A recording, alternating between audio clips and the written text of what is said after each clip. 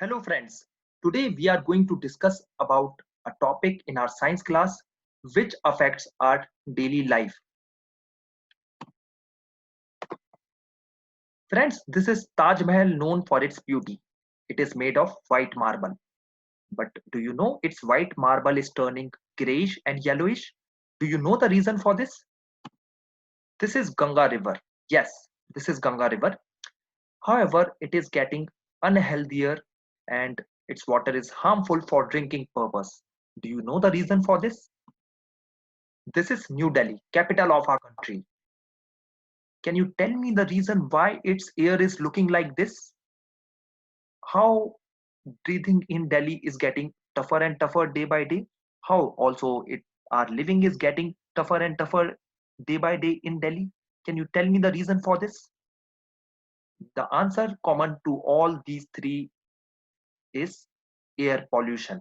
If it is what you were thinking, then you were right. Let's discuss this in this lecture. So this is chapter number 18, pollution in water and air. Today we will going to introduce about the air pollution. So before we discuss about the air pollution, can anybody tell me what is air pollution? Maybe informally. I don't need any formal definition. I need one informal definition, whatever coming to your mind.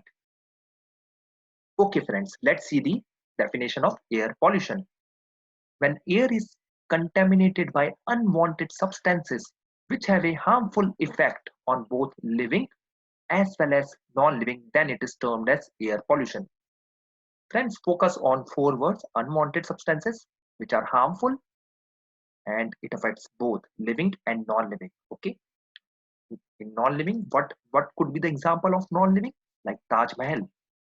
If some pollutant or some substance is affecting Taj Mahal, then it is air pollution.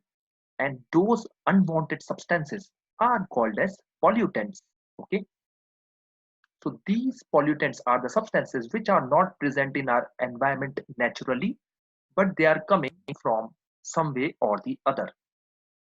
So such type of pollutants could be carbon dioxide, carbon monoxide, it could be sulfur dioxide, or anything which is not present naturally but which is harming us or non-living things. Okay, if it is affecting living or non-living anything and it is in the air, right, then it will be termed as pollutant or air pollutant, right? I hope this concept is clear to you.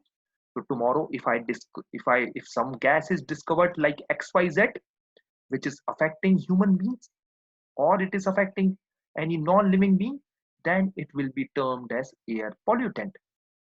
And air pollutants, they could be generated, air pollutants, right? They could be generated naturally as well as by man-made. So they could be generated naturally, like from volcanic eruption. As we have studied in geography, volcanic eruptions happens naturally, as happened recently in case of Indonesia also. So these are termed as natural air pollution or natural way of generation of air pollution. And second type is man-made. So man-made is which is the if the air pollutants are generated by the human beings, these are termed as man-made pollution or man-made pollutants. Okay, so and other name is anthropogenic pollution. Example for this is the pollution which is coming from our vehicles, the pollution which is coming from our factories, the pollution which is coming from burning of crackers, or any pollution which is generated by the human beings is termed as man-made pollution. Now friends, I want you to think how we can control this air pollution. Can you think of any ways? You know friends that how air pollution is generated, how it is generated naturally, how it is generated by the man, how it is generated anthropogenically, right?